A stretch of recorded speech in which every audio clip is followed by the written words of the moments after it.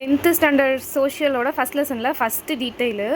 இப்போ இந்த டீட்டெயிலில் வந்து 7 சப்டாபிக் இருக்குது. இந்த 7 சப்டாப்பிக்கும் நீங்கள் டீட்டெயிலாக பொறுமையாக கவனித்து படிச்சிங்கன்னா உங்களுக்கு ஈஸியாக புரியும். அதனால தான் நான் வந்து கைட்லையும் புக்லேயும் கம்பேர் பண்ணி நான் ஈஸியாக குட்டி குட்டியாக சொல்லியிருக்கேன். இதை நீங்கள் பார்த்துட்டு அதுக்கப்புறம் படிச்சிங்கன்னா உங்களுக்கு ரொம்ப ஈஸியாக இருக்கும்.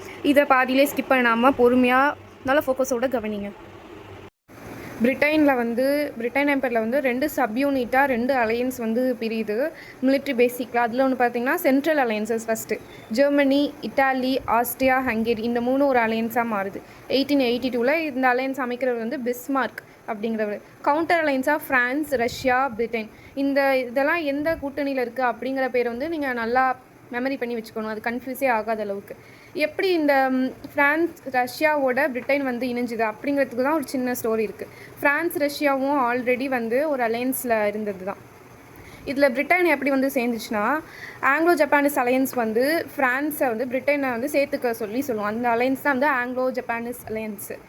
இந்த பிரிட்டன் என்ன பண்ணும் அப்படின்னா, மொரக்கோ, எகிப்ட் இது ரெண்டுத்துக்கும் வந்து ஒரு கொலோனியல் டிஸ்பியூட் இருக்கும். அப்படின்னா காலனித்துவ சண்டை. இந்த மொரக்கோவில் வந்து ஃப்ரான்ஸ் ஃப்ரீயாக இருக்கவும், இந்த எகிப்டில் வந்து பிரிட்டன் அவங்களோட ட்ரேடு இதெல்லாம் பண்ணுறதுக்கும் வந்து இந்த ஃப்ரான்ஸ் அலோவ் பண்ணும். அதே மாதிரி இங்கேயும் வந்து பிரிட்டன் வந்து அலோவ் பண்ணும். இது ரெண்டும் அலோவ் பண்ணனால இதுங்க ரெண்டும் அலையன்ஸ் ஃபார்ம் பண்ணிக்குது. அதனால என்ன செஞ்சது, இந்த ரஷ்யாவோடு சேர்ந்து பிரிட்டனும் சேர்ந்து ஒரு ட்ரிபிள் என்டென்ட் அப்படிங்கிற அலையன்ஸை உருவாக்குது. ஸ்டார்டிங்லேயே சொல்லினேன் நான் அந்த ஃபஸ்ட்டு டீட்டெயில் வந்து 7 சப்டாபிக் இருக்குது அப்படின்னு சொல்லிட்டு. இப்போ நம்ம பார்க்குறது வந்து செகண்ட் சப்டாபிக்கு. இதோட அர்த்தத்தை நீங்கள் புரிஞ்சுக்கிட்டிங்கன்னா இந்த செகண்ட் டாபிக் வந்து ரொம்ப ரொம்ப easy. Violent forms of nationalism அப்படின்னா, ஒரு தேசியவாதம் வந்து வைலண்ட்டாக ஆக ஆரம்பிச்சுது அந்த காலத்தில்.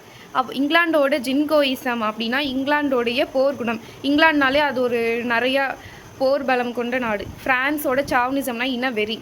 ஜெர்மனோட கலாச்சாரம் அந்த கிறிஸ்டியன் அப்படிங்கிற அந்த கலாச்சாரம்.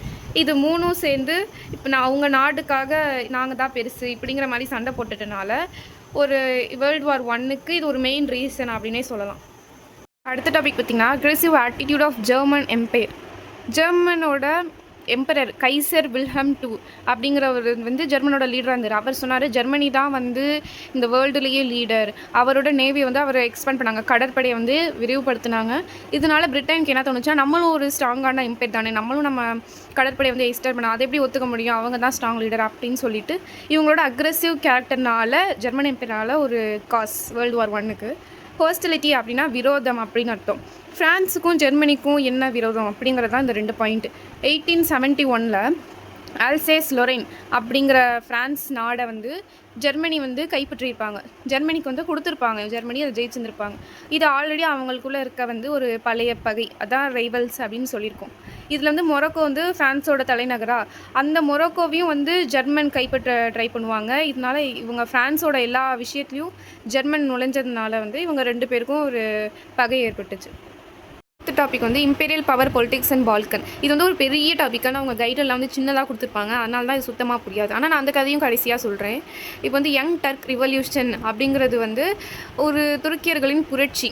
பால்கன் அப்படிங்கிற ஊரில் டர்க்கிஷ் வந்து ரிவோல்ட் பண்ணுவாங்க. அந்த சமயமாக பயன்படுத்தி ஆஸ்திரியா செர்பியாவும் அவங்களோட வேலையை வந்து மறுபடியும் ஸ்டார்ட் பண்ண பார்ப்பாங்க. அப்போ தான் இவங்க 2 பேருக்கும் ஒரு எனிமிட்டி கிரியேட் ஆகும். அதுக்கு பின்னால் ஒரு பெரிய ஸ்டோரி இருக்குது.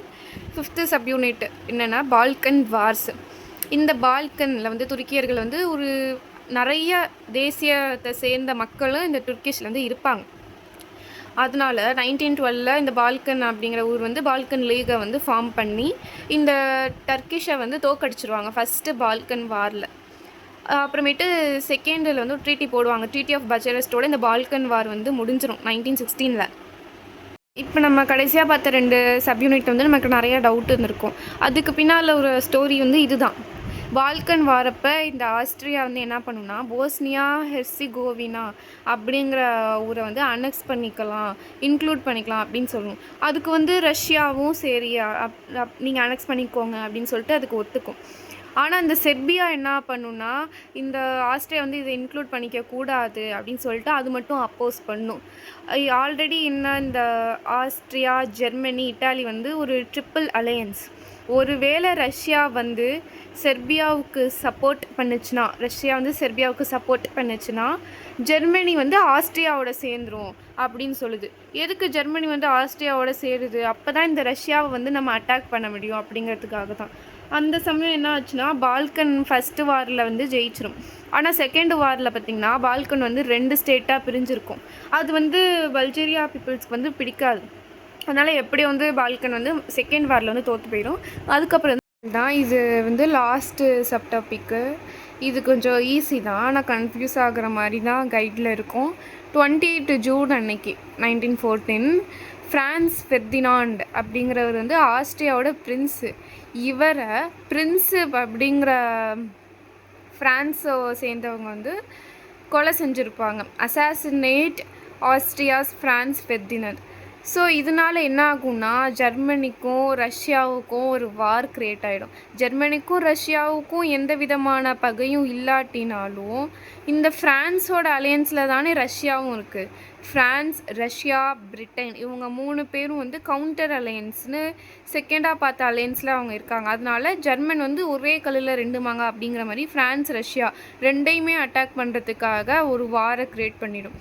இப்போ ஜெர்மன் மட்டும் வந்ததுக்கப்புறம் இப்போ கவுண்டர் அலையன்ஸில் வந்து ஃப்ரான்ஸ், ரஷ்யா, பிரிட்டன் 3மே தானே இருக்குது. ஸோ ஜெர்மன் மட்டும் வாருக்கு வருது, நம்மளும் அதுக்கு சலிச்சவங்க இல்லைன்னு சொல்லிட்டு பிரிட்டனும் வந்து வாரில் சேர்ந்துடும்.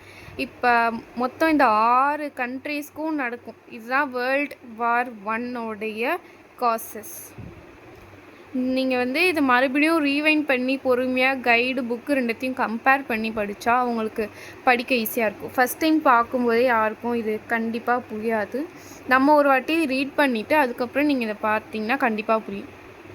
தேங்க்யூ.